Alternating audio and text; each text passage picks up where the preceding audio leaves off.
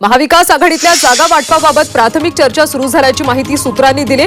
जागा वाटप मुख्यमंत्री पदाचा फॉर्म्युला पवारांनी ठरवला असल्याचं सूत्रांकडून कळतंय। काँग्रेस ठाकरे गटाला प्रत्येकी 100 जागा तर शरद पवार गटाला 80 जागा लढवण्याबाबत चर्चा होती। इतर छोट्या घटक पक्षांना 8 ते 12 जागा देण्याचं ठरतं। विधानसभा निवडणुकीआधी शरद पवार मोठी खेळी करण्याच्या तयारीत असल्याची माहिती आहे। युवकांना संधी देणार असल्याची माहिती सूत्रांनी दिली। अजित पवारांच्या राष्ट्रवादीच्या दिग्गजांविरोधात 20 तरुण चेहरे मैदानात उतरतील अशी शक्यता। महाविकास आघाडी सरकारच्या काळापासून रखडलेल्या राज्यपाल नियुक्त 12 आमदारांच्या नियुक्तीबाबत राज्यपाल सीपी राधाकृष्णन यांनी भाष्य केले। जे गरजेचं असेल ते नक्की केलं जाईल असं सीपी राधाकृष्णन यांनी म्हटलंय। ते मुंबईमध्ये बोलत होते। मावळ विधानसभेच्या जागेवरून महाविकास आघाडीमध्ये बिघाडी होण्याची शक्यता आहे। अनेक इच्छुकांनी विधानसभा लढण्याची इच्छा व्यक्त केली आहे। ठाकरे गटाने देखील मावळ विधानसभेसाठी कंबर कसले। मावळची जागा अजित पवार गटाकडे आहे, त्यामुळे महाविकास आघाडीत शरद पवार गटही दावा करू शकतो। उद्धव ठाकरे संजय राऊत यांच्या मानहानीच्या खटल्यातला विलंब माफ करण्यासाठी 2000चा दंड ठोठावण्यात आला। 2000 रुपये 2 आठवड्यात जमा करण्याचे आदेश विशेष न्यायालयाने दिले। शिंदे गटाचे नेते राहुल शेवाळे यांनी मानहानीचा दावा केला होता। अमित ठाकरे आज अकोला दौऱ्यावर आहेत। नाशिक दौरा रद्द करून अमित ठाकरे आज अकोल्यात जाणार आहेत। मृत जय मालोकार यांच्या कुटुंबियांची ते भेट घेणार आहेत।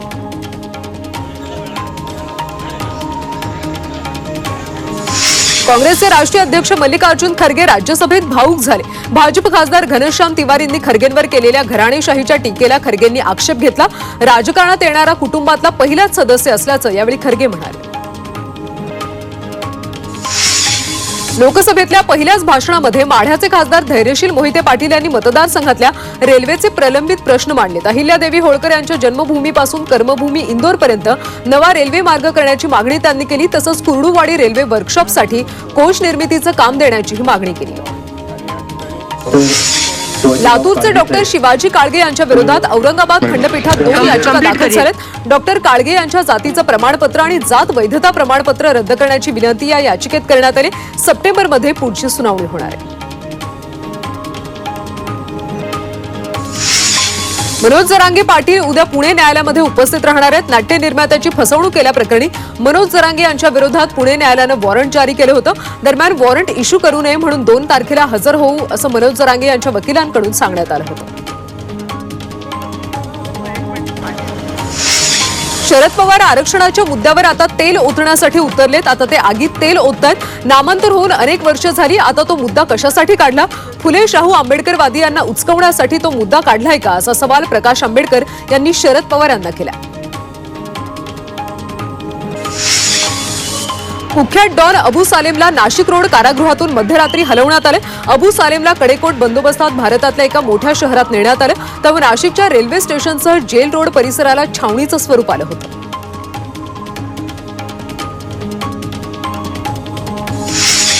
संभाजीनगरमध्ये चंद्रशेखर बावनकुळेंसमोर महिला कार्यकर्त्यांनी राडा घातलाय। महिला आघाडी अध्यक्षांविरोधात कार्यकर्त्यांनी तक्रार केली। भाजप प्रदेशाध्यक्षांच्या समोरच महिला कार्यकर्त्यांची हाणामारी झाली।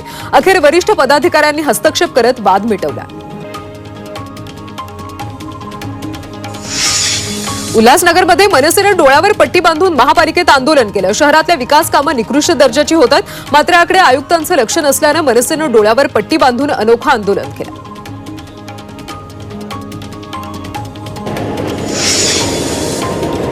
मध्य रेल्वेच्या सायन रेल्वे मार्गावरचा उड्डाण पूल आजपासून बंद करण्यात आला। या पुलावरून सर्व प्रकारची वाहतूक बंद करण्यात आली।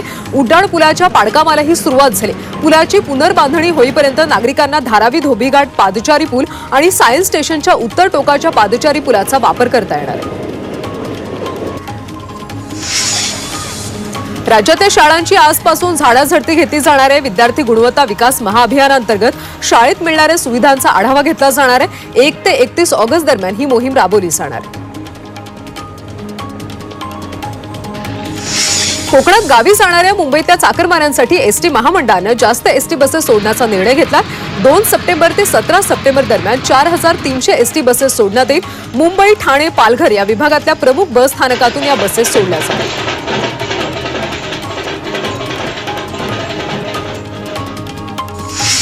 पुण्यातल्या हवेची गुणवत्ता ढासळली आहे. खराब हवामानामुळे श्वसनाच्या आजारांना निमंत्रण मिळत असल्याचं महापालिकेच्या पर्यावरण अहवालातून स्पष्ट झालंय. 5 वर्षांच्या तुलनेमध्ये आता पुण्याच्या हवेमध्ये मोठ्या प्रमाणात धुलीकण वाढलेत. पुढच्या 5 दिवसात राज्यात पावसाचा जोर पुन्हा वाढणार असल्याचा इशारा हवामान खात्याकडून वर्तवण्यात आला.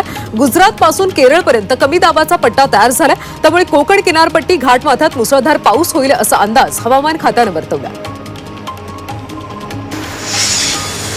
पूर्व विदर्भात पुन्हा पावसाचा जोर वाढण्याची शक्यता आहे. गडचिरोली, चंद्रपूर, गोंदियामध्ये आज पावसाचा ऑरेंज अलर्ट जारी करण्यात आला. वर्ध्याला उद्या देखील मुसळधार पावसाचा इशारा. मुंबई शहर आणि उपनगरात यंदा जूनच्या तुलनेत जुलैमध्ये मुसळधार पाऊस झाला. या पावसानं जूनमधली तूट भरून काढली. 30 जुलैच्या अखेरपर्यंत 2049 मिलीमीटरचा टप्पा पावसानं पार केलाय. दरम्यान पुढच्या 2 महिन्यात देखील चांगल्या पावसाची शक्यता आहे.